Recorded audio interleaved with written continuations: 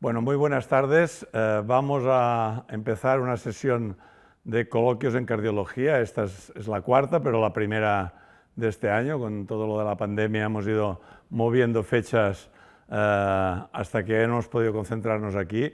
Este tema lo hemos planteado a razón de casos del año pasado en que vimos que quizás uno de los puntos más interesantes a discutir sería el manejo de la extrasistolia ventricular.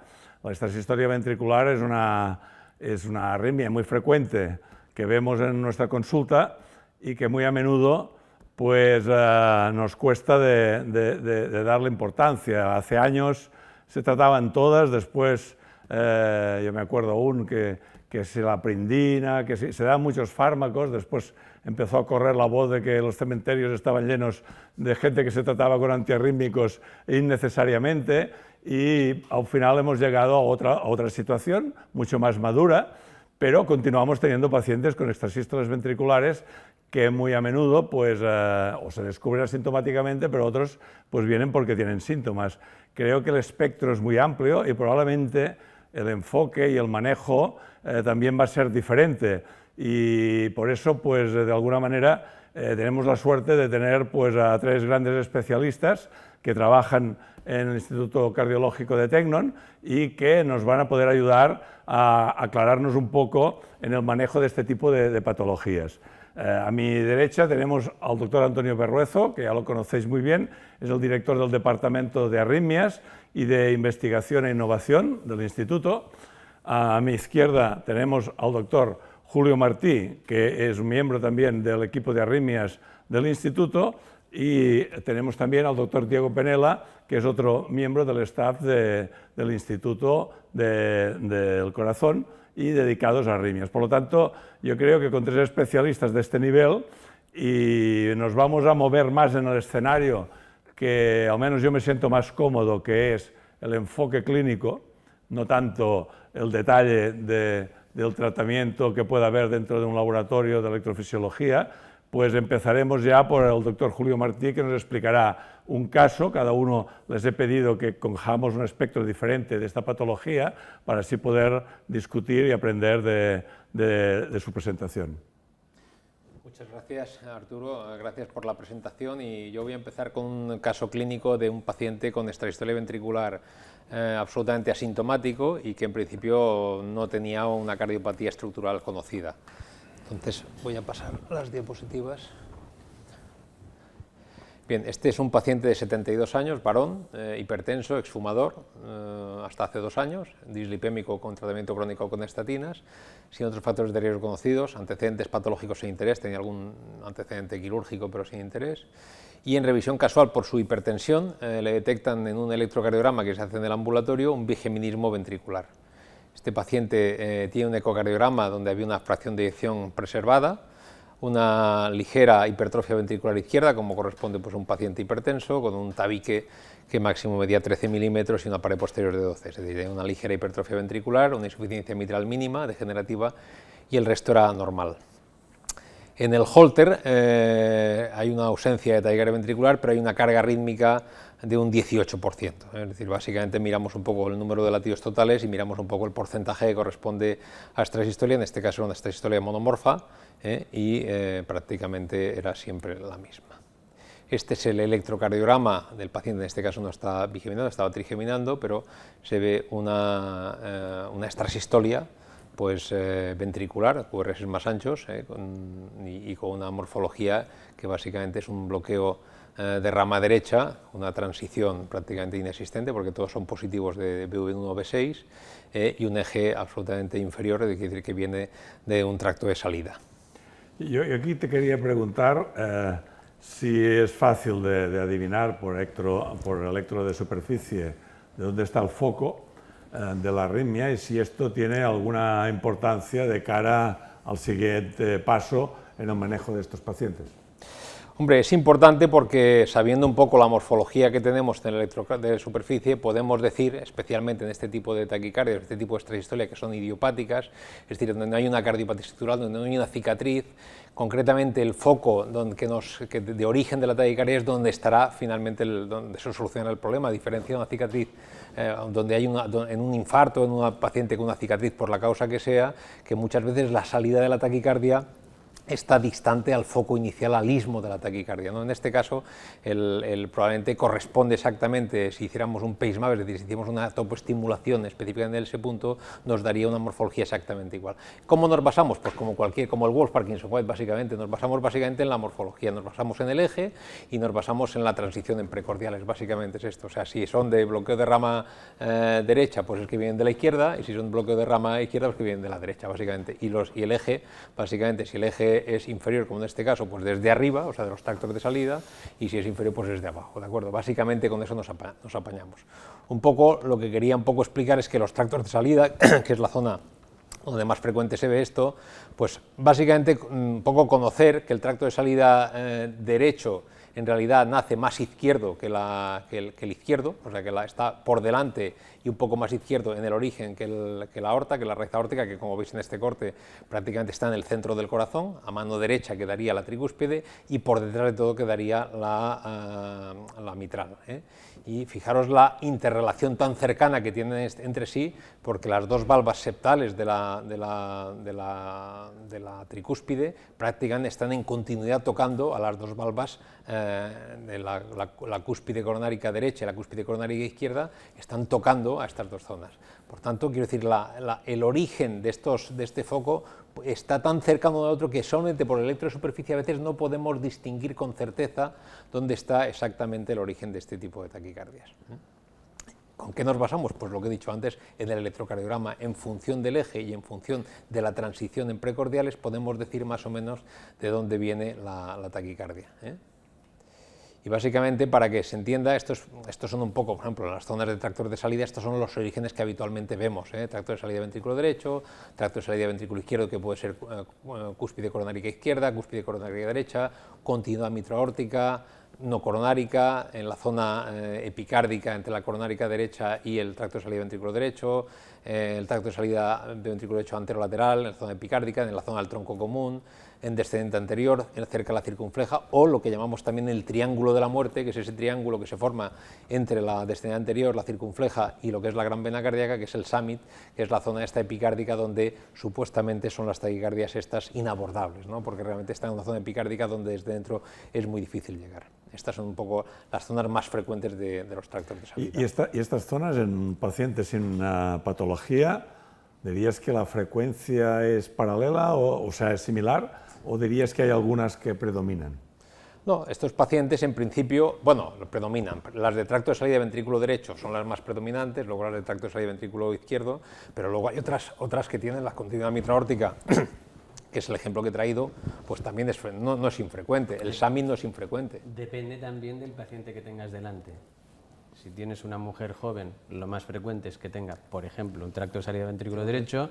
Si tienes un varón por encima de 50-55 años hipertenso, lo más frecuente es un tracto de salida de ventrículo izquierdo. Efectivamente. Sí, viendo la primera diapositiva ya sabrías que es una extrasistolia del tracto de salida izquierdo. ¿Sí? Efectivamente. Paciente mayor de 70 años, hipertenso, etc. Este es un estudio que se ha publicado aquí en la casa y que básicamente dice esto, que en pacientes jóvenes, mujeres, suelen ser tractos de salida de ventrículo derecho, en pacientes mayores hipertensos suelen ser tractos de salida de ventrículo izquierdo.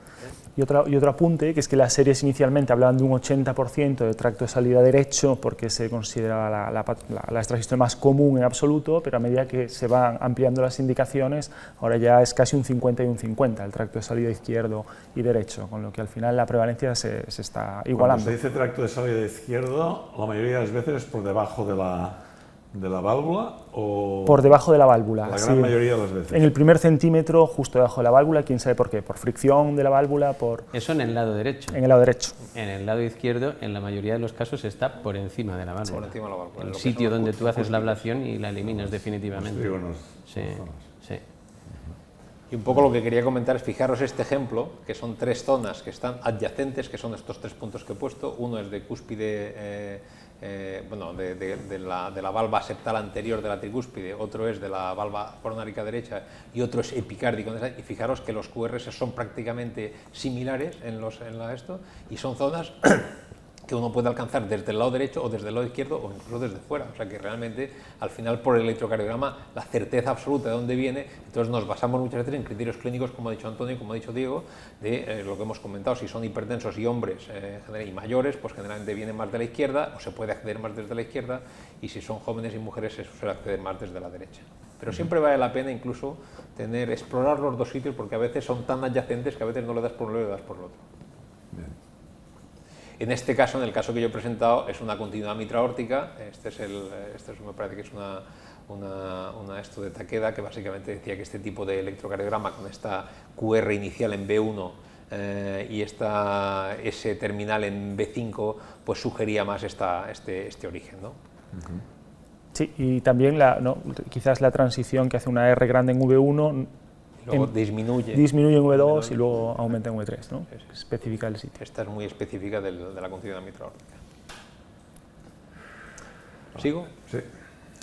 Básicamente que no solamente de tractos de salida vive el hombre, sino que hay otras zonas idiopáticas de salida de extrasístole ventricular, y que son, por ejemplo, las fasciculares o las de pared libre del ventrículo derecho. Por ejemplo, el otro día hicimos un caso de la banda moderadora del ventrículo derecho, de los papilares, del septo, es decir, que a veces no solamente es exclusivamente los tractos de salida, hay otros focos idiopáticos que también aparecen y que hay que buscar específicamente y que tienen diferentes transiciones. Aquí, con la distancia que tenemos, no se ve, pero que realmente las transiciones son diferentes a lo que he explicado antes. O sea que la extrasistolia, aunque sea idiopática, aunque no sea debido a una cicatriz o lo que sea, sino simplemente paciente asintomático o sin cardiopatía, puede venir de diferentes zonas. Lo más frecuente son los tractos de salida, pero hay otras localizaciones, ¿no? Pero tiene más valor para saber si tienes que actuar donde vas a actuar, que no tanto en el pronóstico ni... Efectivamente. En el manejo.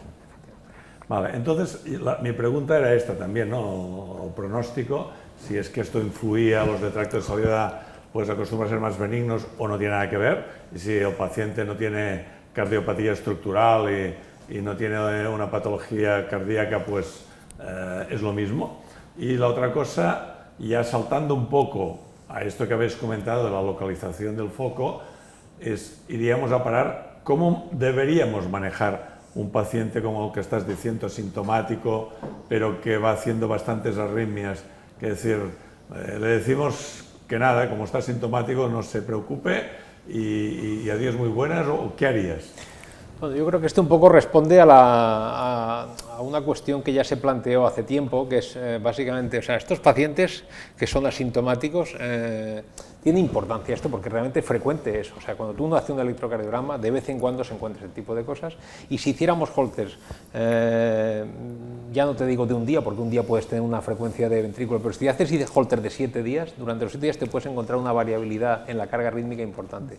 Total, que al final te das cuenta que un 60-70% de los pacientes que supuestamente has encontrado algo en el electrocardiograma suelen tener mucha carga en el Holter.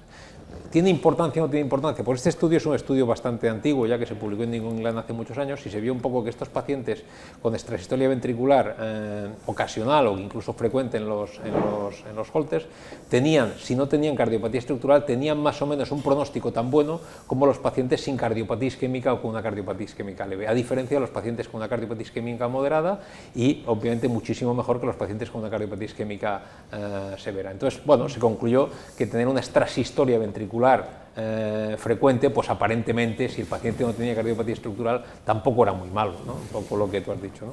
Pero con que todo esto más luego se fue aderezando con estudios como el CAS, que básicamente lo que intentaba era intentar eliminar o suprimir las arritmias ventriculares, especialmente es verdad que sobre todo en pacientes ya con cardiopatía estructural, especialmente en isquémicos, y se vio que dar fármacos antiarrítmicos lo que hacía era aumentar la mortalidad, lo que tú decías, llenar los cementerios, pues aquello empezó un poco a acojonar a la gente por decir, oye, a ver si realmente estamos aquí tratando esto, estamos disminuyendo la carga rítmica, pero al final los pacientes se nos mueren, ¿no? Y entonces un poco todo el tema de la flecainida en pacientes o propafenona y todo eso en pacientes con cardiopatía estructural, con cicatriz, pues daba más miedo que otra cosa y se medio prohibió. Y entonces al final salió estudios como el EMIAT o el CAMIAT, que estos se hicieron con amiodarona, y estos sí que demostraron una reducción de la carga rítmica, pero no hubo nada respecto a la mortalidad. Esos estudios no demostraron que reducir la carga rítmica mejorara la mortalidad.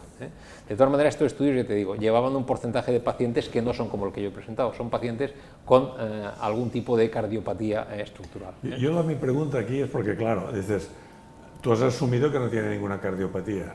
¿Haces algo para saberlo o simplemente dices, bueno, no, me ha venido aquí por un preoperatorio, asumo que no tiene cardiopatía? ¿O qué enfoque harías para decir que no tiene cardiopatía? Con que es un coloquio, vamos a dar la palabra a otro a ver qué opinas, porque esto, por ejemplo, este paciente se le hizo un ecocardiograma, que yo me quedo la mar de tranquilo si el paciente no tiene una buena función ventricular y tiene una hipertrofia ligera, yo me quedo tranquilo de que no tiene nada. Pero, por ejemplo, Antonio, ¿tú le eres una resonancia a este paciente para saber si tiene algún valor o tiene algo más? Pues depende. Eso es un coloquio. Depende de la morfología que tiene la extrasístole ventricular, es decir, si es de tracto de salida o es de otra zona en la que tú te plantees o tengas dudas acerca de si va a ser algo totalmente benigno o no. Y básicamente esto, la morfología define bastante si el origen de la extrasistolia va a ser algo absolutamente benigno o puede estar asociado a un foco de fibrosis. Hay algunos orígenes, como por ejemplo aquellos en los que por la morfología de la extrasistolia sospechamos un origen en músculo papilar, que sabemos que con frecuencia va asociado a fibrosis en la zona de inserción, y eso nos puede ayudar a establecer si el pronóstico va a ser uno u otro, dependiendo de si existe fibrosis en una resonancia o no. De manera que la morfología de la extrasístole es importante. Tener una extrasístole, por ejemplo, de tractos de salida, ya sea derecho o izquierdo, o de fascicular, por ejemplo, nos deja bastante tranquilo, pero otro tipo de morfología no tanto. Sí, yo ahí me voy a las guías de práctica clínica cuando en el screening en el deportista, ¿no? Hay una serie de criterios para ampliar el diagnóstico de cardiopatía y actualmente te dicen extrasístole, ¿no? Extrasístole ventricular frecuente, y no hablen de morfología, pero hay muchos estudios que te dicen que la morfología influye en lo que te vas a encontrar en la resonancia o en el eco, y entonces todo aquello que no es tracto de salida o fascicular se asocia de manera fuerte a la presencia de cardiopatía, entonces te obligaría a descartar. Pero vosotros no le haríais, por ejemplo, una prueba de esfuerzo a ver si hace más o se van, aquello que dicen, si se va la arritmia... Esa es otra cosa, porque el comportamiento de la extrasistolia ventricular benigna de tracto de salida es uno, y el del resto de orígenes de extrasístoles es con frecuencia o con mucha frecuencia diferente. Es decir, cuando tú tienes una extrasistolia de tracto de salida y haces una prueba de esfuerzo, los pacientes la tienen antes de la prueba de esfuerzo y en el posesfuerzo, pero de vez en cuando nos encontramos alguna de tracto de salida que tiene un comportamiento ligeramente diferente y que se exacerba con el esfuerzo, pero otras de otros orígenes aumentan con el esfuerzo, y eso es un criterio que nos debe ayudar, digamos, o nos debe consolidar un poco la duda que tenemos acerca de la benignidad. Origen diferente a tracto de salida y arritmia que se exacerba en una prueba de esfuerzo, pues igual ya tenemos que tener un poquito más de cuidado, ¿no? Muy bien. Y sobre todo que además hay otros factores que también influyen un poco en el pronóstico, ¿no? O sea, obviamente el origen es una de ellas, pero por ejemplo el grado de acoplamiento respecto al latido previo, la presencia de algunos orígenes muy purkingianos, porque estos realmente sí que están asociados muchas veces a fibrilación ventricular, mucha fibrilación ventricular idiopática de esta, pues muchas veces se origina en este tipo de activación purkingiana, pues esto realmente sí que da más miedo, pero en principio un tracto de salida supuestamente... Esa sería típicamente aquella que va con morfología de bloqueo de rama derecha y tiene un QRS muy estrechito. Si ves morfología de bloqueo de rama derecha con activación inicial rápida, intervalo de acoplamiento muy cortito, y pues bueno, pues esto te esta da más miedo, efectivamente. Una pregunta que no está en la foto. ¿Es lo mismo los que tienen pausa compensadora que las intercaladas o no? Sí, eso tiene poca importancia. Tiene poca importancia. Vale. Vale. Entonces, un poco lo que comentaba es que a partir de este estudio, estos estudios que se hicieron, sí que se vio que reducir la carga rítmica podía reducir o podía mejorar, dijésemos, la función ventricular, porque esto se vio que realmente estos pacientes que empezabas con tratamiento antiarrítmico a reducirle esto, tenían una mejoría de la función ventricular en los que aparentemente, entonces esto se empezó a pensar si realmente suprimiendo la extrasistolia podíamos mejorar el pronóstico de estos pacientes, especialmente si se asociaba a taquicardiopatía, ¿no? Y entonces un poco como aquí esto que otra evidencia existe, pues se observó que los pacientes con una carga rítmica alta tenían peor pronóstico si esta se asociaba a pacientes con cardiopatía estructural, especialmente cardiopatía isquémica, pero incluso en pacientes con extrasistolia supuestamente benigna se describieron casos de muerte súbita, que es un poco lo que comentaba antes, cuando los intervalos de acoplamiento eran muy cortos, por debajo de 250 milisegundos, o el origen era lo que comentaba Antonio antes, estos orígenes tan estrechitos, con esa morfología de bloqueo de rama derecha y esos ejes tan estrechitos, ¿no? Entonces, ¿qué evaluación diagnóstica se hace en estos pacientes asintomáticos? Porque al final, pues lo de siempre, hay que hacer una historia clínica como Dios manda, hacer una buena anamnesis, preguntar si es sintomática o asintomática. Si es sintomática, la ablación puede ser una opción, especialmente si fallan los betabloqueantes o los calcioantagonistas. Hay que preguntarle al paciente si quiere tomar medicación de por vida. Hay que preguntarle qué tolerancia tienen a los fármacos que tienen que esto. Hay que preguntarse muchas veces, oye, si voy a ir a la izquierda y tengo que hacer una ablación por retroaórtica, ¿qué posibilidades tengo a lo mejor de levantarle una placa y hacer un ictus? A lo mejor por una cosa que supuestamente es benigna, a ver si le voy a fastidiar más. O sea, todo este tipo de cuestiones se han de plantear, como muchas veces al final el centro de la medicina es el paciente y hay que hablar mucho con él para saber un poco qué decisión tomar. Hay que descartar con un electrocardiograma si hay cardiopatía estructural, CUS patológicas, bloqueos de rama asociados, etcétera. Ver muy bien la morfología de la extrasistolia. Muchas veces hay pacientes que te vienen simplemente con un registro de Holter, pero no ven ni siquiera, no tienen siquiera documentado un electro de 12 derivaciones como es el este. Hacer Holter, un Holter de entre 24 horas y una semana, preferiblemente incluso el de una semana, para conocer bien la carga rítmica.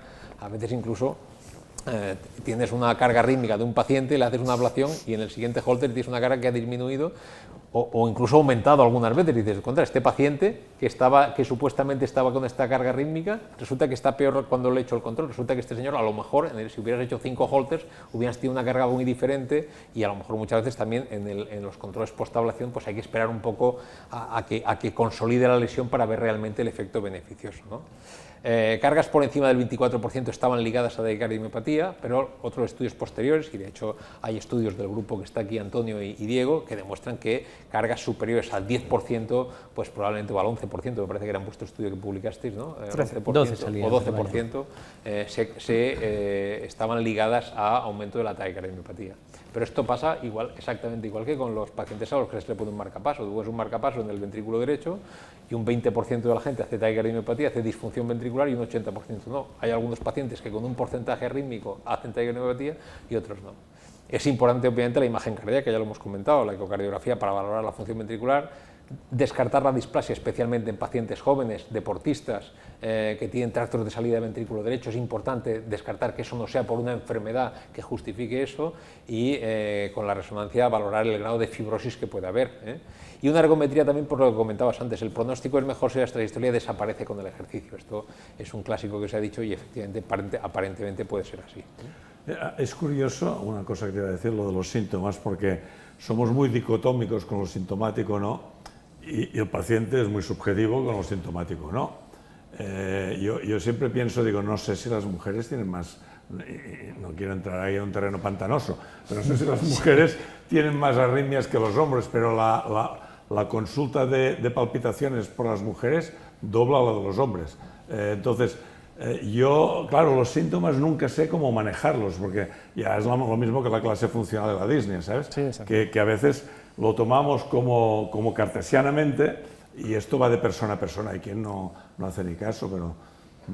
¿Tú piensas que habría que, si está sintomático, porque el sintomático, ¿qué quiere decir? Que lo nota cada día, que lo nota una vez a la semana, que lo nota una vez al mes, que hay noches que no duerme? Yo creo que el que tiene síntomas sí que lo refiere más o menos bien. Muchas veces a mí lo que me genera más duda es el asintomático. Hay gente que se adapta a todo, Entonces, no, lo digo porque a veces has hecho ablaciones en pacientes que supuestamente eran poco sintomáticos y cuando le has quitado... ahora sí que me encuentro bien. Joder, usted me estaba a mí engañando, ¿no? No es eso, o sea, hay veces, y pasa un poco como la fibrilación auricular. Es muy subjetivo esto. Es muy subjetivo, entonces a veces es difícil y tienes que tener un cierto feeling con el paciente y a veces no es bueno tomar la decisión en la primera visita. Quiero decir que es un poco conocer un poco al paciente para tomar la mejor decisión en este caso, ¿no? Esto era un poco lo que comentaba un poco del ejercicio, que mejor pronóstico las que no aparecen con el ejercicio. Y un poco el algoritmo de manejo que hacemos habitualmente pues viene más o menos reflejado en esta tabla. O sea, al final lo que miramos básicamente es si el paciente tiene o no cardiopatía y básicamente si tiene qué porcentaje de arritmia tiene, ¿no? Si el porcentaje y si está sintomático o asintomático.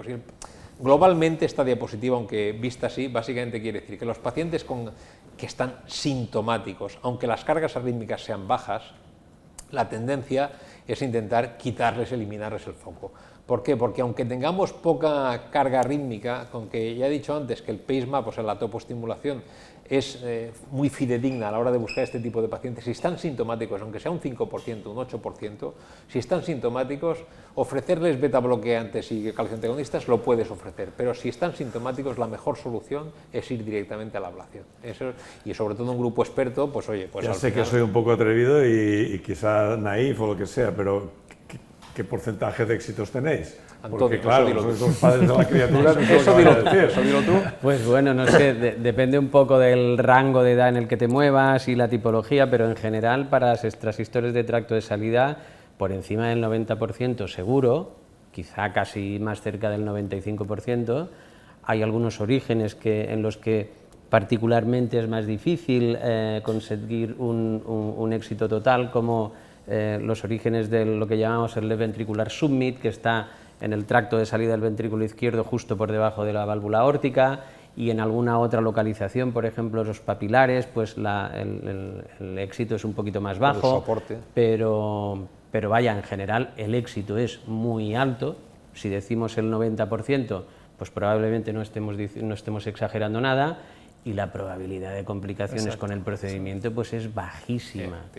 Y si hay alguna, pues está relacionada con quizá algún hematomita en el lugar de punción y poca cosa más. ¿La ablación cerca de las coronarias? Entonces, ¿qué pasa? La ablación cerca de las coronarias hay que tener cuidado con ella, pero eso es muy, muy infrecuente.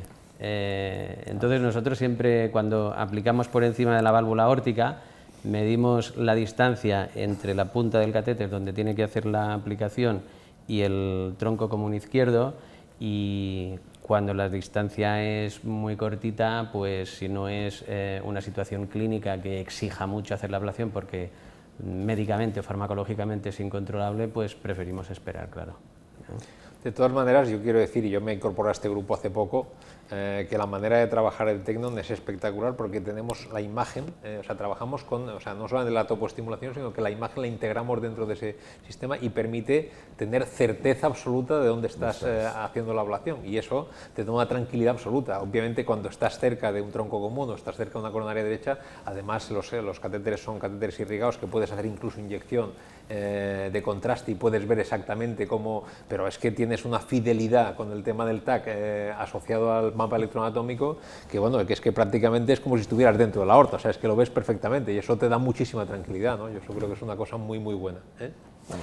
Un poco lo que comentaba es esto, o sea, en los sintomáticos, bueno, olvídate un poco del porcentaje de esto porque al final vas a tener un éxito muy alto y esto. En los asintomáticos sí que nos basamos mucho en ver qué grado de carga rítmica tienen, porque si la carga rítmica es baja y el paciente está asintomático, pues oye, contemporizas un poco. Mi actitud es más contemporizadora. Sin embargo, si la carga rítmica es alta, pues hay que valorar un poco si el paciente va a tener o no disfunción ventricular. Entonces, si va a tener disfunción ventricular, hacerle elegir entre empezar unos tratamientos que no sabes bien cómo van a ir o hacerle una ablación, pues oye, aunque esté asintomático, pues yo les propongo siempre la ablación, porque realmente al final es una solución a su problema. La sensación de dar lo típico que está tomando todo Dios para cualquier cosa de medio bisoprolol o lo que sea, os da la sensación que es poco efectiva. Efectivamente. ¿No? Sensación, y luego hay estudios que lo demuestran. Y realidad. En placebo general, para el médico, pero poco efectiva. Exacto, ¿no? placebo en para el general, médico. con el tratamiento antiarrítmico, si analizáramos todos los pacientes de forma global, no se consigue bajar más de un 20-30% la carga rítmica total. Eso es lo que vas a conseguir. Salvo con amiodarona quizás, que es un fármaco demasiado Sí, fuerte. pero bueno, amiodarona es efectos. poco deseable, Claro, a no ser claro. que tengas un Claro, a paciente largo muy, plazo, muy a mayor. largo plazo. Y esto se suele dar sobre todo en gente más jovencita o alrededor de los 50, 60 años. Entonces, es bastante mala idea poner a un paciente en tratamiento con amiodarona cuando se puede ofrecer este tipo de procedimientos. La superioridad de la ablación versus el tratamiento antiarrítmico es que está de sobra demostrada. En algunos casos donde fallamos en el SUMMIT o lo que sea, pues algunos médicos y esto han dado flecainida, que esto creo que me lo preguntaste tú el otro día, pues la flecainida en algunos pacientes donde has fallado la ablación, pues se puede plantear, pero igualmente lo que dice Antonio, disminuyes algo la carga rítmica, pero no solucionas el problema, y encima tienes que darle fármacos toda la vida. Y añades efectos secundarios. Y exactamente, y al final, oye, pues si puedes evitarlo, pues intenta plantearte, incluso, a ver, hoy en día estamos haciendo ablaciones con suero mitasalino, que puede ser más penetrante, a nivel de, con lo cual muchas veces ablaciones que se han hecho en otros centros que han fallado, nosotros las podemos resolver, que al final siempre hay que buscar a lo mejor pues una segunda opinión, una segunda oportunidad, porque a lo mejor sí que se puede resolver lo que otro no ha podido resolver, ¿no? Y un poco, bueno, esto es un poco, y esto el más experto aquí es Diego, porque él ha publicado estudios sobre básicamente la mejoría de la fracción de eyección, no solamente en pacientes asintomáticos sin cardiopatía, pero incluso en los pacientes que tienen cicatriz hay una mejoría de la fracción de eyección pre y postablación, y esto es una de las series, pero hay muchísimas que demuestran esto, y que al final efectivamente hacer un tratamiento ablativo es curativo en cierta manera, mientras que los fármacos pues muchas veces no llegan más allá. Y un poco las conclusiones que yo he puesto son estas, ¿no? Los extrasístoles ventriculares en pacientes sin cardiopatía estructural debemos tratarlas si hay síntomas o si la carga rítmica pasa del 10%, en los pacientes asintomáticos donde la carga rítmica no llega al 10%, una evaluación anual de la fracción de eyección es recomendable, porque obviamente esto a lo mejor un día la fracción de eyección es normal, pero a lo mejor en el seguimiento este paciente va a ir a peor, y en pacientes sintomáticos utilizar beta bloqueantes o calcioantagonistas puede ser una alternativa, pero los buenos resultados de la ablación hacen que esta sea la primera línea terapéutica. Estas son un poco las conclusiones que yo diría. Bueno, yo pienso que el caso ha estado muy bien presentado y muy didáctico, es decir, que me da la sensación que el enfoque, al menos yo que no soy un experto en arritmias, me queda bastante claro de lo que debería hacer con un paciente sintomático o no sintomático, pero sin cardiopatía estructural. O sea que ahora pasamos, pues el doctor Diego Penela nos hablará de un aspecto totalmente diferente. Sí, es otro tipo de paciente. Yo presentaré este caso, que es paciente asintomático con alta carga extrasistólica y disfunción ventricular. Bien, este es el caso clínico de la presentación, y a partir de este caso iremos viendo un poquito la experiencia que tenemos en el grupo, porque llevamos un estudio multicéntrico ya que lleva en marcha desde hace 10 años, y tenemos una serie de casi 400 pacientes con este tipo de cardiopatía, y hemos aprendido muchísimo en estos últimos años. Entonces iremos viendo un poquito los resultados. En este caso es un varón de 78 años, exfumador, con una disfunción ventricular severa, una fracción de eyección del 30%, que tiene una alta carga extrasistólica basal, 20% de carga extrasistólica a pesar de amiadarona. El paciente tiene una clase funcional 2, un BNP alto y un bloqueo de rama izquierda de base, ¿no? Con lo que viene a nosotros derivado para implante de un dispositivo biventricular, ¿no? Y un poco la clave del caso clínico es si la decisión correcta es implantar el dispositivo o esperar a la mejoría de la fracción de eyección. ¿Qué hacer primero, ¿no? Entonces, bueno, nuestra idea es que primero hay que hacer la ablación, pero la idea es intentar convencernos, ¿no? o demostrarlo, ¿no? Que sería una buena estrategia. Este es el electrocardiograma basal, tiene un bloqueo, un paciente en ritmo sinusal, bloqueo de rama izquierda, un QRS ancho y una extrasístole. Aquí vemos una clásica extrasístole de tracto de salida, eje inferior, y una transición en las precordiales en V3, ¿no? Tracto de salida ventricular, en este caso parecería una cúspide, ¿no? por la R que tiene en V1. Y entonces la primera pregunta es, ¿qué hacemos? ¿Ponemos el dispositivo o no? Hay varias razones para no ponerlo. Aquí tendríamos que tener una RM o algo menos, ¿no? ¿O qué? Sí, la resonancia la comentamos después, pero es interesante porque sí, la resonancia nos puede ayudar, ¿no? Porque una de las preguntas es, ¿este paciente tiene una cardiopatía suya o es una cardiopatía inducida por la extrasistolia, ¿no? ¿Puedo preguntar algo yo respecto a esto? Tú publicaste, me parece además, que los pacientes que tienen en sinusal un QRS más ancho, me parece que era 130 si no recuerdo mal. Sí, pero es que te estás... Sí, hablamos del QRS largo, ancho después. Sí, vale. Porque bueno, en principio yo creo que cualquier cardiólogo ve este electro y sospecha cardiopatía estructural, ya de entrada. Efectivamente. Yo sí. Vaya, y luego hay otra cosa... No solo taquicardiomiopatía, ¿no? Tú ves un paciente con bloqueo de rama izquierda de casi 180 milisegundos, un PR más bien larguito y extrasistolia frecuente y disfunción sistólica, pues hombre... Sí, yo creo que Ahora, eso no quiere decir, como ahora explicará Diego... Diego... pero no arritmólogo. Un arritmólogo esto se lo mira de otra manera. Bueno, ya veréis lo que nos explica Diego, que yo creo que es bastante interesante. Claro, y luego la idea también es que quizás el hecho de decir, vale, tengo disfunción ventricular, muchas extrasístoles, me lleva a sobreestimar el riesgo arrítmico, ¿no? Cuando quizás no tendría que ver, igual a sobretratar al paciente con un desfibrilador. ¿no?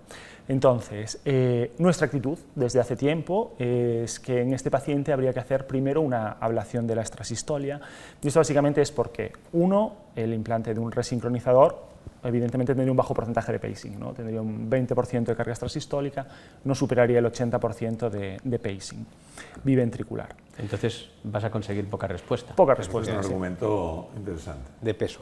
Sí. Y la otra es que el paciente puede mejorar mucho después de la ablación, si tiene una alta carga basal. Este es un estudio prospectivo que hicimos hace años con 66 pacientes con disfunción ventricular severa, indicación por guías clínicas e implante de DAI como prevención primaria y alta carga extrasistólica. Entonces, prospectivamente hicimos la ablación primero y esperamos a ver qué pasaba con la indicación de DAI sin implantar al paciente.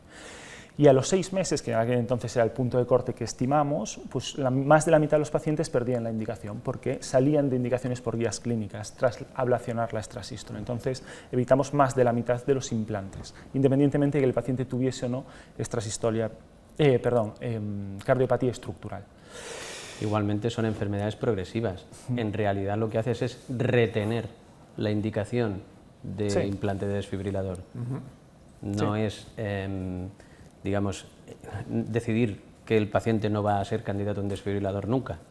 Exacto. Sí, efectivamente. Puede retrasar, pero... Depende del grado de recuperación de la fracción de eyección, exactamente. Sí. que también lo comentarás ahora, ¿no? Sí, luego otra cosa que quería comentar es que aquí, esto es, hace años diseñamos este estudio, a los 6 meses la reevaluación, pero luego con el tiempo vimos que nosotros podemos predecir mucho antes si el paciente va a mejorar o no. Quizás una reevaluación al mes, 3 meses es suficiente, ¿no? Porque... Yo lo que pasa es que al ser más dedicado a imagen, Sí. o sea, para mí la información del realce tardío, si hay, no hay o lo que sea, Es importante, me juega totalmente mucho los cambios de estrategia y, o sea, Sí, casi me siento amputado no saber qué resto tiene, por eso te digo, ¿no? Sí, pero ahora vas a ver cómo influye eso. Sí, en el paciente hicimos una resonancia magnética y no tenía realce. Vale, ¿No? es una información importante. Ventrículo un poquito dilatado, severa disfunción ventricular, sin realce tardío. Bien, aquí vengo a esta diapositiva, ¿no? Esta es nuestra serie de pacientes con disfunción ventricular y extrasístoles frecuentes. Entonces tenemos dos grupos, aquellos que tienen una cardiopatía, pero tenemos el grupo más importante que es pacientes que no tienen una cardiopatía previa. Entonces en estos pacientes, como en nuestro caso, no sabemos si este paciente tiene, por ejemplo, una dilatada no isquémica o es una taquicardiomiopatía inducida por las extrasístoles, ¿no? Y es un problema clínico frecuente porque es la gran mayoría de los pacientes derivados a ablación. Nosotros hicimos resonancias seriadas en estos pacientes y la resonancia te saca del apuro en el 10%. Un 10% tienen cicatriz que te hacen sospechar una cardiopatía, pero tienes un 90% de pacientes que sigues con la duda diagnóstica. Entonces, ¿qué vimos con el tiempo? Que teníamos que esperar a los 6 meses para ver cómo evolucionaban. Y del grupo que no tenían una cardiopatía previa, había un 15% que no eras capaz de quitarle todas las extras, entonces no podías llegar a una conclusión diagnóstica, y del resto, la mitad normalizaban la fracción de eyección y la mitad mejoraban sin normalizarla, con lo que el diagnóstico final era: este paciente no tiene extrasístoles, persiste con un grado de disfunción ventricular, tiene una no isquémica que se empeoró por la carga extrasistólica. Y esto es frecuente, casi el 50% de los pacientes. El diagnóstico lo tenías a posteriori. A posteriori. Exacto. Analizamos cómo poder predecir esto también, ¿no? Y los resultados son interesantes también para nuestro paciente del caso clínico. Vimos que había 3 características basales que podían identificar a un paciente que tenía una cardiopatía inducida por la extrasístole, y con la importancia pronóstica que tiene y también de cara a la información al paciente, ¿no? Que sería la amplitud del QRS, si es ancho o no, y pusimos este punto de corte de 130 milisegundos, que el paciente tenga una alta carga extrasistólica y un ventrículo que aún no está dilatado. Si cumple todo esto... Que está poco dilatado. Que está poco dilatado, sí. Si cumple todo esto, el paciente muy probablemente tendrá una normalización completa de la fracción de eyección. Esto es muy interesante porque lo tienes a priori. Esto lo tienes a priori, estos 3 datos. Claro, entonces, con lo cual puedes saber un poco qué te vas a encontrar. En nuestro caso, diríamos, este paciente muy probablemente tiene una enfermedad previa y ablacionándolo mejoraremos la fracción de eyección, pero muy probablemente no le normalizaremos la función sistólica. El QRS de este señor era de 120, has dicho. 150. 150. Sí, o sea, sí, con un bloqueo, sí, sería ya un paciente que muy avanzadito. probablemente no mejore. Sí, sí, o sea, que mejore, pero no normalice, ¿no? Nos quedaríamos en el primer paso. Sí. Exacto, por eso digo. Tiene un QRS muy ancho, por tanto, simplemente por eso, el valor predictivo positivo para que el paciente tenga una cardiopatía estructural es del 94%, ya está. Sí, sí. Es decir, puede mejorar la fracción de eyección, Mejorará. pero seguramente no llegará a normalizarla del todo. Sí. ¿Ah? Bien, paso a hablar de si creemos que el paciente va a mejorar o no después de la ablación, ¿no? Entonces, en todas las series de todos los grupos, lo que más influye es la carga que tiene el paciente de extrasistolia basal. Esta es nuestra primera experiencia con 80 pacientes y vemos que veis en el eje vertical lo que mejorará el paciente la fracción de eyección y en el horizontal la carga extrasistólica. Y si el paciente tiene una carga extrasistólica inferior a 13, que es nuestro punto de corte, no mejorará. Y esto es repetitivo en todos los grupos. Necesitas una carga extrasistólica por lo menos superior a 10, ¿no?, para poder esperar un beneficio. Y si el paciente tiene una carga superior, dependerá de si tu ablación es exitosa o no, ¿no? Los pacientes que tienen una carga superior al 13 y tú le haces una ablación exitosa, muy probablemente mejorarán. Luego hay un montón de predictores en la literatura, ¿no? Son predictores que influyen poquito sobre este punto, que es el punto clave.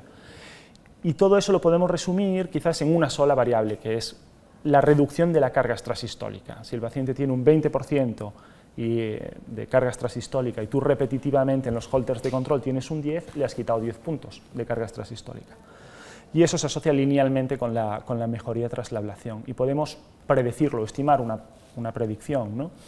Nosotros estimamos que por cada punto que le quitas de carga extrasistólica, el paciente puede mejorar 0,7, ponle 0,5 de fracción de eyección. O sea que si nuestro paciente le quitamos todas las extrasístoles repetida y mantenidamente durante el seguimiento, podríamos mejorar hasta 10 puntos la fracción de eyección. Es una mejoría importante. Bien, volviendo un poco a la importancia de si el paciente tiene o no una cardiopatía previa. La idea general: tengo una cardiopatía previa, el paciente tiene un infarto, no mejorará tras la ablación de extrasístoles. Aquí en este estudio nosotros demostramos un poquito lo contrario. En negro veis los pacientes que tienen un diagnóstico previo, que puede ser eso, isquémicos, valvulares, displasias, etc. En gris los pacientes sin, y la evolución es muy parecida, porque la idea es, si un ventrículo sano tiene una alta carga extrasistólica y empeora por el efecto disincrónico de la arritmia, un ventrículo que ya está enfermo pues puede hacerlo de igual manera y puede influir igual en su función sistólica. Entonces, esta no sería un criterio para mandar al paciente a ablación, ¿o no? Este paciente, si se quedara con esta fracción de eyección, bajaréis los extrasístoles, porque hay una fracción de eyección subóptima, un 40%, ¿intentaríais de alguna manera ir a enfocar a resincronización, a ver si se podía optimizar, tratamiento médico? A veces hay pacientes que responden mucho y hay otros pacientes pues, que responden poco, ¿no? Entonces, el bloqueo de rama izquierda es posible que este paciente le lastre igualmente, sí, ¿no? Sí. ¿Haríais alguna cosa? Sí, un poco nuestro enfoque, después de la experiencia que fuimos acumulando, es que yo creo que el paciente no se puede considerar un paciente con disfunción ventricular e inicial insuficiencia cardíaca, no se puede considerar óptimamente tratado para valorar actitudes terapéuticas hasta que le eliminas la extrasistolia, si tiene una carga importante. Una vez que tú lo sometes a ablación y sabes que la extrasístole no juega un papel, pues a partir de ahí aparece un paciente naïf en la que ya valoras la indicación en base a la fracción de eyección, etc. Luego vemos en qué punto estamos con nuestro paciente. Si las decisiones terapéuticas importantes se basan en la optimización del tratamiento farmacológico, sí, pues también se tienen que basar en esto, sí, porque esto tiene un impacto importantísimo en la fracción de eyección. Sí. No, yo lo que he visto es que vuestra puerta de entrada está empezando por la extrasistolia, en este caso, cosa que quizás otro hubiera dicho, pues yo hago una resincronización, miro qué pasa, pero es que difícilmente vas a tener una respuesta. Ya, por eso es interesante la discusión. Sí. Volvemos a la resonancia que comentabas tú, ¿no? Nosotros hicimos una serie consecutiva basándonos en los hallazgos de la resonancia magnética y evidentemente si un paciente tiene mucha fibrosis, pues hay una asociación entre la falta de respuesta. Esto pasa un poquito como con la resincronización. No es algo que la presencia de fibrosis deba hacer que el paciente no sea candidato a, pero sí que está asociado a una respuesta inferior. Lo que pasa es que en esta serie, que son 70 pacientes, cuando miramos el mejor árbol de decisión para predecir respuesta, incluyendo todas las variables clínicas y la información de la resonancia, vemos que si el paciente tiene una alta carga extrasistólica, tiene una alta probabilidad de respuesta independientemente de la cicatriz. Ejemplo, resincronización, paciente con QRS de 180 va a mejorar independientemente de que tenga un infarto inferior. Pues con las extrasístoles un poco pasa lo mismo. Si tú tienes una alta carga extrasistólica, la influencia de la cicatriz no es decisiva para mandar al paciente a someterse a la ablación. Tiene un impacto, modela la respuesta, Sí. pero... Sí, tiene un impacto si vas a conseguir una reducción modesta, porque igual tienes o una extrasistolia que no vas a dar quitado, o una baja carga basal. Aquí también la cicatriz además depende un poco de la localización de la cicatriz, ¿no? Porque también es importante también reclutar el máximo posible de músculo cuando haces una resincronización, ¿no? Ya. Si tienes toda la zona posterolateral, que es donde vas a poner al final el electrodo, esto lo tienes fastidiado, pues es difícil que eso reclute mucho músculo. Pero bueno, de todas maneras... Sí, pero la localización de la cicatriz en cuanto a la respuesta que obtienes al eliminar extrasistolia, hasta donde nosotros sabemos no tiene impacto, la localización, ¿eh? No tiene Para la impacto. resincro sí, aquí no. Exacto. Sí. Entonces, bien, este es buscando predictores, en uno de los últimos artículos que publicamos en busca de predictores de respuesta, nos fijamos en que, pensando que la extrasistolia induce disfunción por un mecanismo disincrónico, podría influir la disincronía basal del paciente, es decir, cuánto es ancho su QRS, qué grado de disincronía tiene basalmente, para ver la mejoría, el grado de respuesta posterior a la ablación. Y esto va en contra un poquito de nuestro paciente. Aquí vemos que los pacientes con un QRS estrechito responden mucho mejor a la ablación y incrementan mucho mejor la fracción de eyección. Los pacientes que tienen un bloqueo de rama o un QRS estimulado la incrementan de menor manera. Igual pasa cuando valoramos no la morfología, sino la anchura global del QRS, ¿no? Esto es una piedra más para decir que lo que influye un poco en esta patología de esa cardiopatía inducida por la extrasístole o empeorada por la extrasístole es la disincronía. Si partimos de un paciente con un QRS muy estrechito, un grado de disincronía propuesto por la extrasístole va a ser peor llevado, digamos así. Y esta es nuestra estimación de la influencia del QRS basal, no de la extrasístole, en la posibilidad de respuesta. Y vemos aquí como nuestro paciente tiene una posibilidad de respuesta intermedia, ¿no? Porque el QRS basal es importante. Entonces, nuevamente, es un modulador de respuesta, no podemos decir que el paciente no sea candidato, no vaya a mejorar, pero seguramente no normalizará la fracción de eyección y la mejoría de la fracción de eyección puede rondar. Aunque la probabilidad, por ejemplo, en nuestro candidato, suponiendo que el QRS fuera 150, Sí. la probabilidad de que mejorara la fracción de eyección sea del 40%, ¿tú crees que hay que hacerle una ablación? Yo creo que hay que hacer una ablación porque eso es casi la mitad, eso es un 50% en base al grado de respuesta, ¿no? Entonces, No, seguro estamos que sí. mejorando la fracción de eyección y estamos hablando de impacto en la mortalidad. Claro, un 40%. Lo que quería No es en preguntaros. tratar síntomas, es impacto directo en la mortalidad del paciente. Pero la respuesta, prevalencia de respuesta, ¿cómo se define? La definimos en este estudio ecocardiográficamente, elevación de la fracción de eyección. Pero elevación de un punto, elevación de... 5 puntos. 5 puntos. 5 puntos, sí, 5 puntos. Muy bien. Bien, os quería enseñar este metaanálisis, porque este es un metaanálisis que incluye, en aquel momento, 2014, todos los estudios que habían demostrado, independientemente de pacientes con o sin cardiopatía estructural, portadores de resincro o no, el grado buscaban decir la mejoría media de la fracción de eyección tras ablación de extrasistolia frecuente, y la línea marca 12 puntos de fracción de eyección. Entonces, esto, comparando con otras terapias establecidas de insuficiencia cardíaca, estamos cuanto menos ante una mejoría igual, si no superior, pues quizás a la resincronización o a los betabloqueantes. Estamos hablando de algo que por ahora no ha demostrado mejoría en supervivencia, pero que muy probablemente la tenga. Lo único que necesitamos son números para llegar a demostrarla, pero con estos impactos en la fracción de eyección es muy difícil. Demostrar es una palabra muy dura. Sí. Es duro demostrar cosas sin ningún género de dudas, pero sí que se ha sugerido y se han hecho observaciones importantes al respecto, ¿no? Como, ¿nos vas a contar algo? Sí, aquí voy. Vale, vale. Entonces, este es un estudio en el que miramos esto es nuestra serie consecutiva de pacientes, disfunción ventricular, alta carga extrasistólica, y es una serie con limitaciones, es un estudio prospectivo consecutivo, pero no tiene brazo control y no está randomizado, ¿no? Entonces, buscamos predictores de mejoría tras 4 años de ablación y buscando impacto en eventos cardiovasculares importantes, ¿no? Y lo que vemos es que podemos hacer una dicotomización en 2 grupos, los que le hemos quitado al menos 18 puntos de carga extrasistólica y los que no.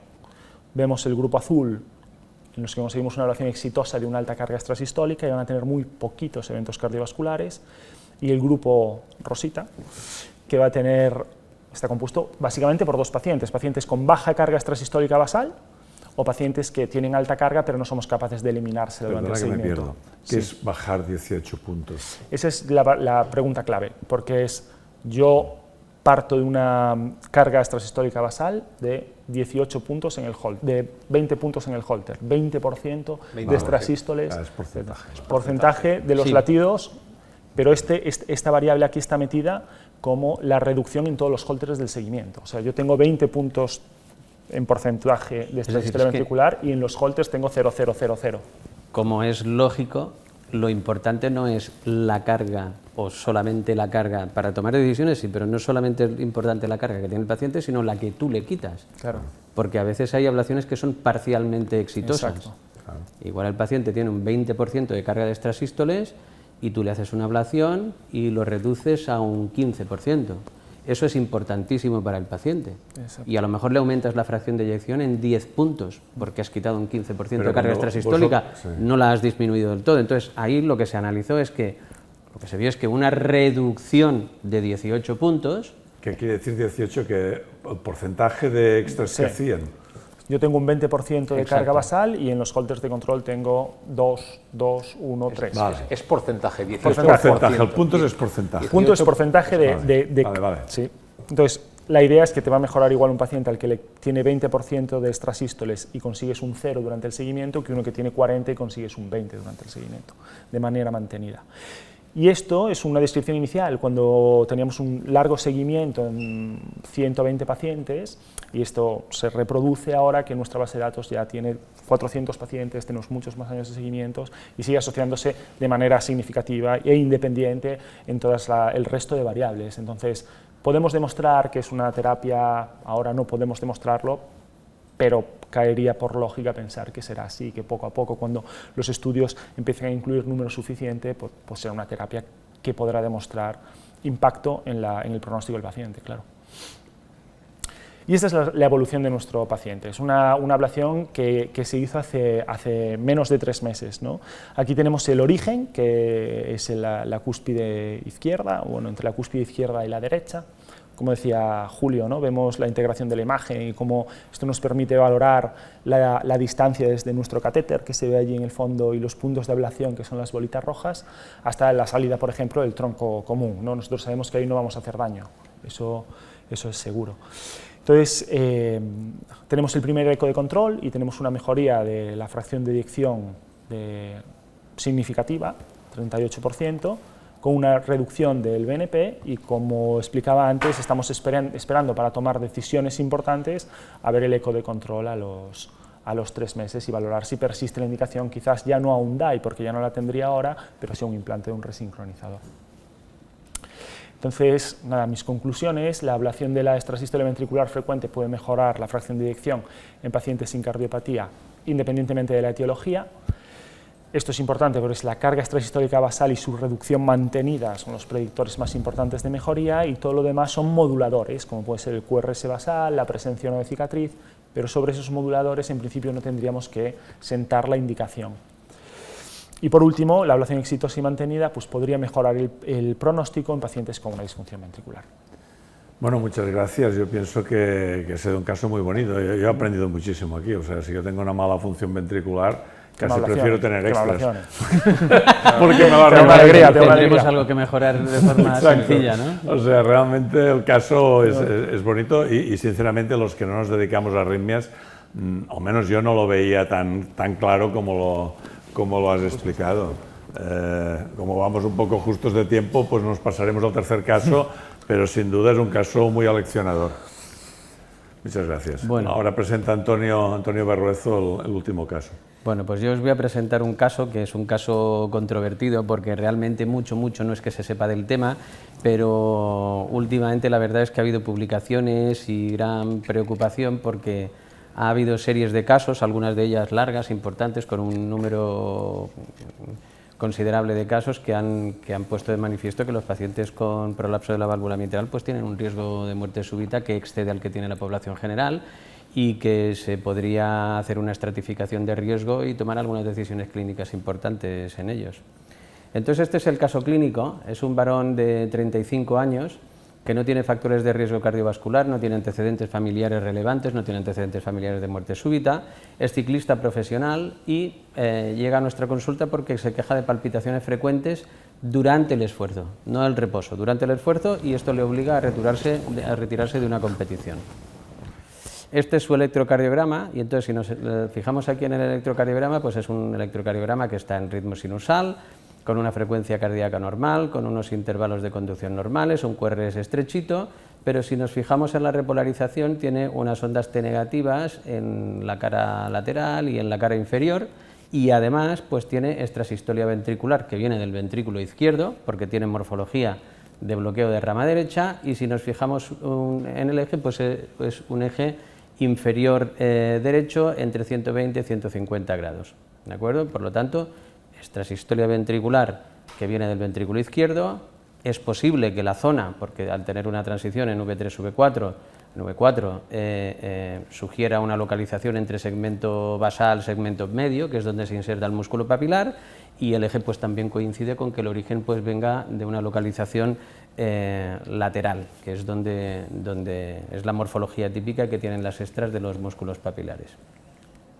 Se realiza una prueba de esfuerzo y la prueba de esfuerzo es fea, ¿vale? En la prueba de esfuerzo vemos que el paciente tiene extrasistolia ventricular y que aquí en esta tira pues al menos vemos una extrasistolia que es frecuente y que tiene 2 o 3 morfologías incluso, dos morfologías. Esto es importante.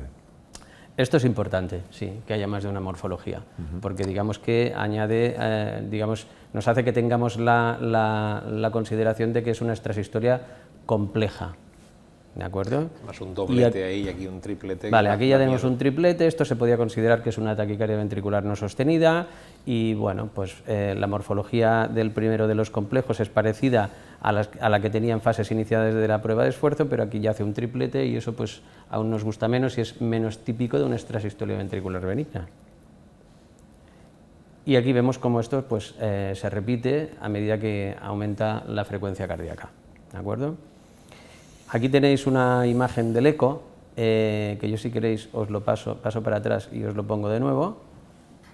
Y aquí en el ecocardiograma, yo soy el menos indicado para comentar lo que se ve. Yo lo único que he intentado ver es si había disyunción del anillo mitral, pero no lo acabo de ver claro, sinceramente. Al menos definitivo no lo veo. Aquí lo que se parece que se ve, prolapso, sí. por leer el informe, no por mi grado de expertise en el tema, pero parece que hay un prolapso y la válvula pues también parece que está un poquito redundante o engrosadita, ¿vale? Por lo tanto, pero no disyunción del anillo. Disyunción del anillo no se comentaba que se veía. Luego, en el Holter de 24 horas, pues tiene un porcentaje de extrasistolia ventricular superior al habitual que tiene cualquier persona, a lo que se consideran los límites de la normalidad, 3%, quizás se lo hacemos otro día y a lo mejor pues tiene el 5%, pero vaya, una cantidad no demasiado alta, pero sí que tiene 2 morfologías en el Holter, al igual que lo hemos visto en la prueba de esfuerzo, que hemos visto 2 o más, y no se describen en el Holter en ese momento que haya arritmias de mayor complejidad. Se le realiza un angiotac para ver cómo son las coronarias son normales, y se le realiza también una resonancia magnética. En la resonancia magnética se describe que hay un ligero aumento de volúmenes del ventrículo izquierdo, que es compatible con que el paciente sea deportista o ciclista profesional. Hay ausencia de áreas de fibrosis, que ya es importante en la evaluación de este tipo de extrasistolia no de tracto de salida y con comportamiento diferente al de tracto de salida, y también se describe, que es algo que no solamente se puede mirar en el eco, sino que parece también que en la resonancia, que hay una ausencia de disyunción del anillo mitral. Bien, comentar cosas de la resonancia. Se ha puesto de manifiesto que en este tipo de pacientes pues van a tener peor pronóstico aquellos en los que hacemos una resonancia y vemos que tienen presencia de realce tardío. Tienen fibrosis en el ventrículo, pues estos tienen más eventos arrítmicos durante el seguimiento.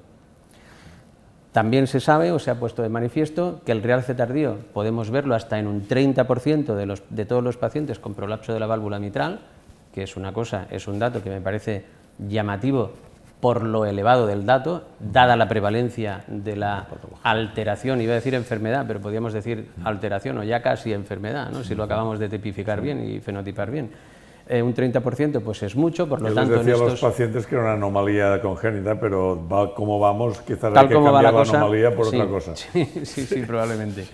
Entonces, bueno, hasta en un 30% nos vamos a encontrar fibrosis y a medida que aumenta el grado de regurgitación, pues tenemos más probabilidad de encontrar fibrosis en la resonancia. Luego, además, como era de esperar, cuanta más fibrosis hay, más probabilidad o más porcentaje de pacientes van a tener arritmias tipo TV no sostenida, taquicardia ventricular sostenida o fibrilación ventricular, y esto se cumple para grados de insuficiencia ligera y moderada, y no ya para la severa. No se sabe muy bien por qué, igual algunos pacientes se han perdido por el camino, de los que ya tenían arritmias antes de que llegue a ser severa, o igual cuando la insuficiencia mitral severa es posible que haya menos tensión sobre las cuerdas y esto sea uno de los mecanismos que expliquen el por qué los pacientes tienen arritmias, no se sabe muy bien, pero bueno, hay una mayor, digamos, se concentra más el grupo de pacientes que tienen arritmias en aquellos que tienen un prolapso ligero y moderado con fibrosis en la resonancia magnética. Bien. Por tanto, así, haciendo un pequeñito sumario en este momento, el prolapso de la válvula mitral es común, tiene una prevalencia de más del 2% en la población general, que eso es mucho. La mayoría son benignos en ausencia de insuficiencia mitral severa y o disfunción del ventrículo izquierdo. Las series y casos clínicos describen una asociación con muerte súbita en pacientes con prolapso valvular mitral aparentemente benigno, que habíamos considerado benigno hasta ahora. Hay una alta proporción de prolapso mitral en autopsias por muerte súbita inexplicada. Estudios recientes establecen el prolapso mitral arrítmico como una entidad asociada a riesgo de arritmias malignas. Aquí hemos puesto un resumencito de un artículo que se publicó recientemente y que suscitó bastante interés en JACC en el año 2020. Es una serie muy larga de la Mayo Clinic, más de 600 pacientes. Y bueno, esta serie, digamos, es una serie retrospectiva en la que ellos tienen una base de datos muy importante. Y aunque es una serie retrospectiva, analizando cosas de forma retrospectiva, todo parece ser que se recogió de forma bastante precisa, de forma prospectiva, ¿no?, en los pacientes que se identificaban como prolapso de válvula mitral. Ellos dividieron los pacientes entre aquellos que no tenían arritmias o que tenían extrasistolia ventricular poco frecuente, por debajo del 5%, y aquellos que tenían arritmias. Y aquellos que tenían arritmias, pues los clasificaron entre aquellos que tenían extras de más del 5% o alguna racha de TV no sostenida lentita, de menos de 120 latidos por minuto, aquellos que tenían alguna racha de TV no sostenida o sostenida con una frecuencia entre 120 y 180 y otros que tenían una frecuencia de más de 180 latidos por minuto. Aquí tenéis los ejemplos, ¿de acuerdo?, de cada uno de ellos. Y cuando hicieron el seguimiento, un seguimiento a largo plazo, de 8 años de seguimiento de media, pues ellos lo que vieron es que la mortalidad global en aquellos pacientes que estaban clasificados en hólteres convencionales hechos por los cardiólogos clínicos en aquel momento, que no estaban buscando nada especial y que habían clasificado a los pacientes como que tenían arritmia severa, pues la mortalidad a 8 años era tan alta como del 24%. En un subgrupo de población, que son aquellos que tienen prolapso de la válvula mitral, pues que son gente que a priori no tienen por qué tener, digamos, patologías diferentes al resto de la población de su misma edad y sexo, por el hecho de tener un prolapso de la válvula mitral. Entonces, un 24% a 8 años, pues es una mortalidad realmente muy alta. En general son pacientes que se suelen diagnosticar de jovencitos. ¿Ellos hacían holter 24 horas o especificaban? Son hólteres de 24 horas, no son hólteres especiales de larga duración, ni de semanas de duración, ni de 7 días, ni nada de eso. Y hombre, un 24% pues es para tenerlo en cuenta. Es que igual te obliga a hacer holters en este tipo de población a la mínima que tengan. Bueno, yo creo que ahora con estos datos que están saliendo últimamente de series ya largas, importantes y con cosas bien recogidas, pues hombre, a mí me dicen que tengo ahora un prolapso de la válvula mitral y ya estoy pidiendo que me hagan un holter. De repetición. Por lo menos para estratificar el riesgo. De hecho, al principio. en la y como era dice no se Diego, comentó. de repetición. ¿Qué frecuencia? Pues no sé, tendremos que llegar a un consenso. Claro. Pero... ¿No se comentó en la era algún tipo de consenso respecto a este tipo de pacientes? Sí, se comentó y todavía no está publicado. Hubo una charla, hay alguna diapositiva al respecto. Bien, entonces, ¿cuáles serían los predictores? Pues en esta serie pues identificaron como predictores independientes de prolapso ventricular arritmogénico, que no del evento final, una disyunción del anillo mitral, una redundancia de los velos, que eso no sé si muy bien, seguramente será una apreciación bastante subjetiva, digo yo. Sí, pero hay pacientes que se ve claramente. Sí, ¿no? Y luego parece ser que tiene bastante importancia el hecho de que veas inversión de las ondas T negativas en las precordiales, en laterales o inferiores, y también el segmento ST en este estudio. Bueno, con respecto al estudio electrofisiológico y ablación, pues bueno, cosas que hemos comentado ya antes. No es tan exitoso como en otras localizaciones, por ejemplo los tractos de salida, porque a veces son un poquito más politópicas y hay más de una morfología y se considera que el éxito no es tan alto. A veces el catéter no se apoya bien en el músculo papilar porque no es lo mismo apoyarte en la pared del ventrículo izquierdo que en una estructura que está flotando y moviéndose con la apertura y cierre de la válvula, etcétera, etcétera. Vaya, alguna particularidad. Y bueno, aquí algunas recomendaciones en cuanto a la prevención de la muerte súbita, que básicamente arriba pues está lo que nos dice, es que está claro que hay que hacer prevención secundaria en los pacientes que hayan tenido fibrilación ventricular o hayan sido resucitados de una muerte cardíaca súbita. Hay que implantar un desfibrilador también cuando lo que tienes es un paciente con una fracción de eyección por debajo del 35%, porque ya es indicación de prevención primaria en otras situaciones clínicas.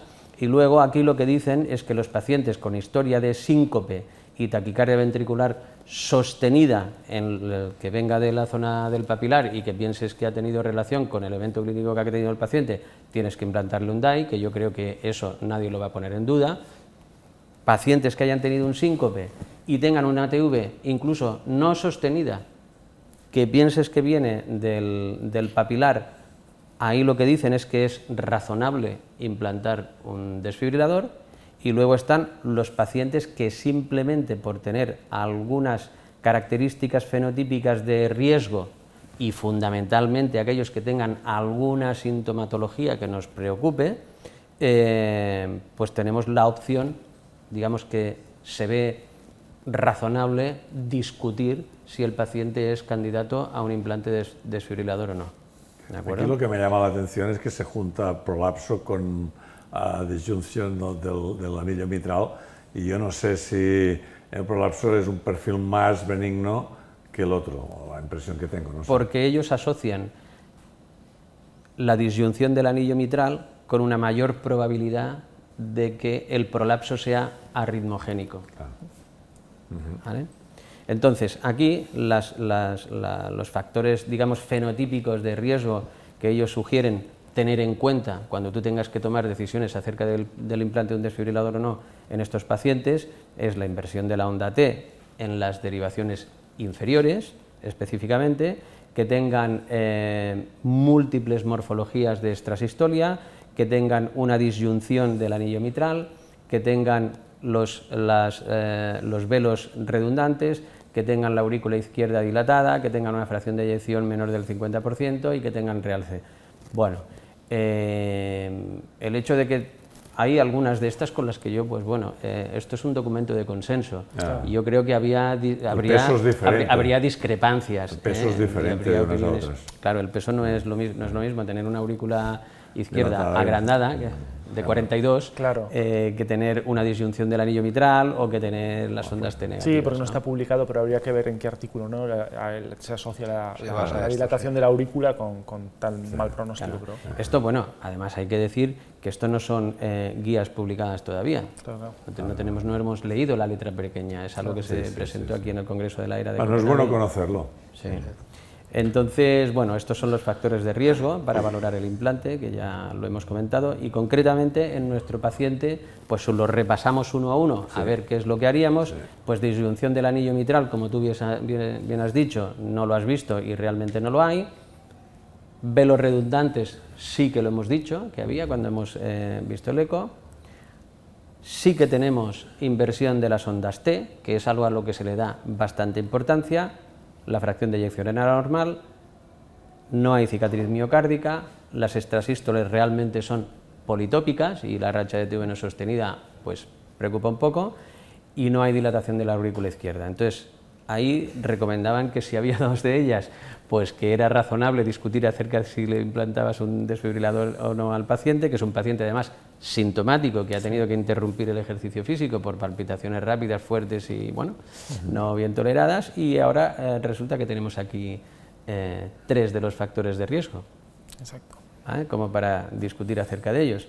Entonces, bueno, esto es lo que estábamos diciendo, y aquí es el algoritmo que ellos dicen de manejo clínico. En la izquierda, pues pacientes resucitados de una parada cardíaca, pues está claro que hay que ponerles un desfibrilador, y luego aquí engloban a todos los demás, aquellos que han tenido síncope o incluso hablan de presíncope, que eso es algo que clínicamente puede ser absolutamente nada o será algo a lo que haya que darle importancia, palpitaciones, que es el caso de nuestro paciente, o asintomáticos. Asintomáticos, Holter periódico, y los demás, pues un Holter pues, diagnóstico, porque tenemos un problema que resolver en ese momento, no es un problema de seguimiento. ¿Vale? Entonces, cuando tengamos esto, tendremos 2 posibilidades: no identificar TVs o identificar TVs. ¿Vale? Esto es lo que tenemos en nuestro paciente. No hemos visto TVs sostenidas. Exacto. Sí que hemos visto rachita de TV no sostenida, que, bueno, pues no está claro la importancia que hay que darle a una versus otra. La TV sostenida sí que la tiene, la TV no sostenida, pues bueno. Porque ellos hablan siempre de Holter, ahí no mencionan tampoco la prueba de esfuerzo, ¿no? Nosotros vimos la TV no sostenida en la prueba de esfuerzo, en el Holter no la había, pero para dar igual la importancia de ir repitiendo Holter. A veces un Holter es parecido a la prueba de esfuerzo, depende de lo que... Aquí pone VT, pero no pone exactamente si es VT no sostenida o sostenida. Luego después, dos de las 7 que has puesto, claro, la dilatación de la aurícula y los velos redundantes en muchos prolapsos se ve. Y entonces esto... La misma insuficiencia. Y encima de todo, si el paciente es joven y es deportista, a lo mejor las palpitaciones son ligadas a fibrilación auricular. Es decir, que a veces tomar decisiones respecto a este algoritmo es un poco complicado. Es decir, que esto yo creo que hay que precisarlo un poco más. A ver, hay un poco de alarmismo con todo el tema de la muerte súbita en el prolapso, porque es algo muy frecuente en la población general. Entonces, seguramente esto va a sufrir muchos cambios. Además, ya te digo que no hemos podido leer la sensación es un enfoque un poco agresivo, pero bueno. Sí. Y bueno, básicamente nosotros al final lo que hicimos con nuestro paciente, en el que no vimos TV sostenidas, vimos solamente la no sostenida en una prueba de esfuerzo, en el Holter no vimos nada más que extrasistolia politópica, tampoco demasiado frecuente y demás, y que lo que había tenido habían sido palpitaciones, no cuadro presincopal ni síncope, pues decidimos que lo mejor probablemente era hacer una monitorización a más largo plazo y estar bastante encima de él, porque la verdad es que el tema pues preocupa. ¿Vale? La monitorización esta a largo plazo acostumbra el implante del prerecorder. ¿Tenéis la sensación de que tiene algún valor diferencial o hay casos que no tiene mucho sentido? ¿O cómo lo veis? Es decir, porque habitualmente no lo hacemos los clínicos, pero vosotros igual tenéis una visión que se solicita poco. Yo creo que aporta bastante. Se solicita poco. En términos de diagnóstico, sí. Sí. Vale. Depende de la situación clínica, ¿no? La rentabilidad varía, depende de eso, de la situación clínica. Aquí si la toma de decisiones son tan serias, quizás no, claro. Vale la pena jugarla bien, ¿no? Cualquier arma diagnóstica o que te aclare un poquito o que te dé seguridad en la toma de decisiones, pues es válida, ¿no? Está claro. ¿Y el papel del estudio electrofisiológico en pacientes con cicatriz estaba en el documento? No, de hecho no se tiene información acerca de eso. Si el estudio electrofisiológico es útil o no en acabar de caracterizar el caso, no es algo que venga recomendado de ninguna forma específica, sencillamente porque no hay información acerca de eso. Yo se lo haría al paciente, porque es algo muy poco agresivo, que se tarda en hacer 10-15 minutitos, que no se asocia a complicaciones y que si aporta algo más, como no sabemos que la información que te pueda dar no sea útil, pues yo de momento, específicamente en este tipo de cosas, pues tendería especialmente a en los pacientes con cicatriz sí que lo haría. Hombre, si la cicatriz es extensa, seguro. Si es un puntito blanco en el miocardio, pues igual no. Sí, a veces aquí decir cicatriz, si no se modula a qué estamos hablando, cicatriz puede ser simplemente donde se implanta la válvula y esto no es dicotomizan, no le dan importancia a la cantidad, ¿no? Ni a la localización. De hecho, nosotros en este caso intentamos hacer un estudio electrofisiológico para tener toda la información posible. No se realizó porque el paciente prefirió no realizarlo y que le implantáramos el Holter insertable, No se inició tratamiento antiarrítmico por preferencia del paciente, igual lo que hubiéramos utilizado hubieran sido una dosis baja de beta bloqueante seguramente y no otra cosa, y se optó por implantar un holter subcutáneo. La pregunta que yo te diría es, en estos pacientes en sí, ¿hasta qué punto? Porque algunos, el deporte es una religión. O sea, ¿hasta qué punto te pones o no te pones taxativo? Si tú ahora aquí el recorte no te da más información, porque si no dices, no, es que me ha salido tal cosa, entonces ya no hay pregunta. La pregunta es que estás en la ambivalencia, pero que parece que la cosa no va más. Pues es difícil. Yo le diría que hiciera poquito. ¿Vale? Entonces, que no hiciera de florero, que no fuera para medalla. No, claro. Entonces, mire, aquí, por ejemplo, por eso, como sabía que esta pregunta la ibas a hacer, ¿vale? Entonces, los pacientes con prolapso valvular mitral y alguna de las cosas que se mencionan aquí, por ejemplo, arritmias documentadas, bueno, si tienes arritmia que aparece ahí, seguro que no, y además le ponemos un DAI, ¿no? Está claro. Barraca. Si tienen fibrosis basal inferolateral, un puntito, ni siquiera mucho. Si tienen insuficiencia mitral severa, o si tienen, por supuesto, disfunción ventricular severa, no deben de participar en deporte competitivo ni recreacional. Pero le recomiendan lo que yo le hubiera dicho igual, que es haz un poquito de deporte aeróbico de baja intensidad. Ves andando en marcha militar y ya está. Y ten mucho cuidado. Juega ping-pong. Es increíble la importancia que le dan a la inversión de las infraestructuras, es llamativo, en todas las recomendaciones, ¿no? Y sí, tampoco entiendo muy bien el mecanismo, pero está siempre, se asocia siempre. Bueno. Y bueno, a ver, como conclusión, el prolapso mitral es muy frecuente, afecta a más del 2% de la población. El 60% de los pacientes no va a tener eventos arrítmicos en una monitorización electrocardiográfica ambulatoria, ¿de acuerdo? O sea, no todo el mundo va a tener un perfil de riesgo. La severidad de las arritmias ventriculares se asocia con el pronóstico a largo plazo, estamos hablando de mortalidad, y aquellos fenotipos que son fenotipos de riesgo, por los motivos que hemos visto, a 8 años tienen una mortalidad de hasta el 24% en esta serie, que es una serie amplia.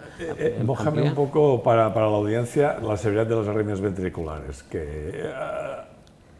empaquétamelas un poco. La severidad se refería a los episodios a los pacientes que tienen extrasistolia ventricular politópica con una carga de más del 5%, y alguna racha de TV no sostenida con una frecuencia ventricular elevada. Sí, rachas no sostenidas, ¿no? Qué raro que hagan esa distinción, no sostenidas con frecuencia alta, pero es el marcador. Sí, es algo que había sido no muy utilizado hasta ahora, pero yo creo que lo han hecho así porque no es típico de estos pacientes tener TV sostenida. Lo que tienen son TV no sostenida y de TV no sostenida directamente a muerte súbita. ¿Vale?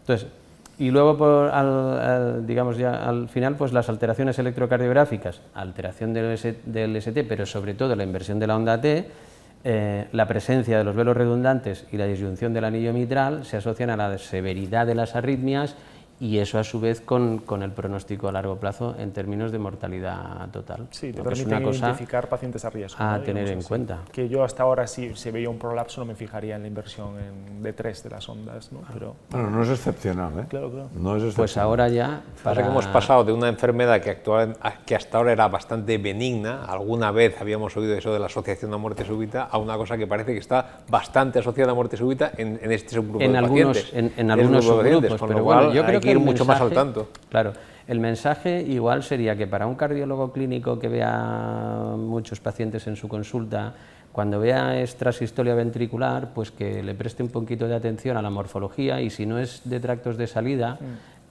pues haga una prueba de esfuerzo y un holter y se fije un poquito en el electro y lo mande a un especialista en arritmias, ¿no? Que repito, entiendo... Le pase la patata caliente, digamos, a alguien esto ya lo sé, o sea... que se enfrente con esto a diario, ¿no? Pero repito, tratamiento médico probablemente no aplica, aunque no vale la pena ni intentarlo probablemente. Y está claro de que a estos os voy a hacer reír, cambiar la válvula mitral tampoco aplica. O igual arregla algo, no lo sé, pregunto, no sé, son preguntas que no hay información no lo todavía. Digo si es insuficiencia mitral ellos severa hacían moderada, una distinción. Sí, al final te dice, el algoritmo final te dice que si la válvula es severa, cambies la válvula antes de valorar el implante. Pero no sabemos el beneficio no se sabe, de esto. eso es un documento de consenso. Hay casos descritos de recambio de válvula mitral en paciente que se le había puesto un desfibrilador y el paciente luego, después del recambio, ha hecho terapias apropiadas. Es decir, que probablemente la cicatriz que tengas ya sea suficiente para que esto no te salve el cambiar la válvula. Por tanto, yo esto también lo dejaría en stand-by. Lo decía porque como ponen dentro del riesgo, ponen la insuficiencia mitral severa, dices, bueno, esto es un riesgo salvable. Hay otros que no. Claro. ¿Entiendes? Bueno, claro, es siempre buscar la ventana terapéutica. ¿No? ¿Es severa, eso influye en algo? Pues la quito. La quito, ¿no? Por eso lo decía. Bueno, es un caso muy interesante y realmente fuera del alarmismo que podamos generar, que no es nuestra intención, pero sí que es bueno, pues en este tipo de pacientes que no son nada excepcionales, ver un poco cómo debemos de manejarlos para separar un aspecto de otro. Es decir, hay pacientes que debemos filtrarlos y probablemente será una minoría, que tendrán un riesgo pues, de muerte súbita, pero que de la base de visitas de pacientes que hacemos con prolapso mitral y con velos redundantes y con la onda T, pues esto no es excepcional.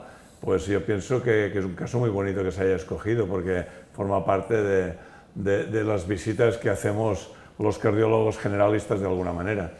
Bueno, yo creo que por el tiempo que llevamos, que ahora ya es la hora y media que nos hemos permitido para hacer en los coloquios, pues deberíamos ya terminar. Creo que las discusiones han sido muy enriquecedoras. Los casos son muy bien seleccionados. Yo os quiero felicitar a los tres, porque sobre todo para los que no somos especialistas del tema, yo creo que nos habéis dado muchas luces a las sombras que nosotros tenemos. O sea que muchísimas gracias. Espero que la audiencia pues también lo haya disfrutado y pues nada, esperaros a la próximo coloquio que se centrará sobre todo en la anticoagulación. Muchas gracias a todos. Gracias a ti. Gracias.